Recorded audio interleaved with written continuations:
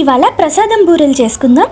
So దీనికోసం నేను ఒక కప్పుతోని ఉప్మా రవ్వని వేయిస్తున్నాను అనమాట, సూజీ రవ్వని. దీన్ని బాగా దోరగా వేపుకోవాలి. మీరు కావాలంటే నెయ్యి వేసి వేపుకోవచ్చు, అయితే మనం హల్వా అయిపోయాక కూడా నెయ్యి వేయచ్చు. సో నాకు ఇలా సులువు కాబట్టి ఫస్ట్ ప్లెయిన్ రవ్వని వేపుకుంటున్నాను. సో రవ్వ బాగా వేగాలి.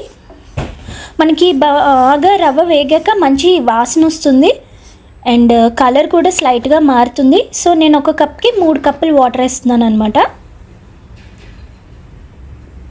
అలా 3 కప్పులు 1:3 రేషియోలో అవి బాగా మరిగాక నేను రవ్వ వేసి ఇలా కలుపుతున్నాను.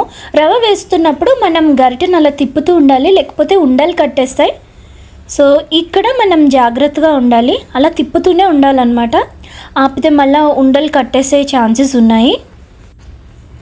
సో ఇదిగోండి, బాగా దగ్గర పడ్డాక మనం ఇంకా పంచదార వేసుకోవచ్చు. సో ఒక కప్కి 1 కప్పు రవ్వకు 1 కప్పు షుగర్ అన్నట్టే. సో నేను 1 కప్పు పంచదార వేసాను. పంచదార వేసాక కొంచెం మనకి మళ్ళా ఇది లూజ్ అవుతుంది, పంచదార కరుగుతుంది కదా. సో బాగా కలుపుకోండి, చాలా ఫాస్ట్గా అయిపోతుంది మనకి ఇది. సో కొంచెం యాలకుల పొడి వేసాను, యాలక గింజలు పంచదార కలిపి కొట్టిన పొడి అనమాట.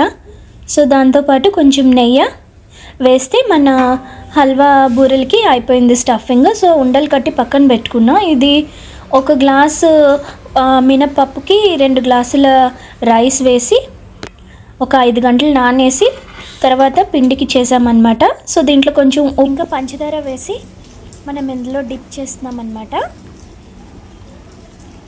డీప్ ఫ్రై ఆయిల్ ముందే పెట్టేసుకొని బాగా మరిగించుకోవాలి. అనుకోండి, అలా వేసేసుకుంటే మనకి చక్కగా ప్రసాదం బూర అయిపోతుంది. చాలా టేస్టీగా ఉంటుంది, ఇంకా మీకు చాలా తొందరగా కూడా అయిపోతుంది. సో ఇదిగోండి, మన కమ్మటి బూరెలు రెడీ అయిపోయాయి. మీరు చక్కగా నైవేద్యంకి పెట్టుకోవచ్చు, లేదు ఏదైనా స్వీట్ తినాలనిపించినా చేసుకోవచ్చు. చాలా బాగుంటుంది, తప్పకుండా ట్రై చేయండి, మీకు కంపల్సరీ నచ్చుతుంది. Okay, bye.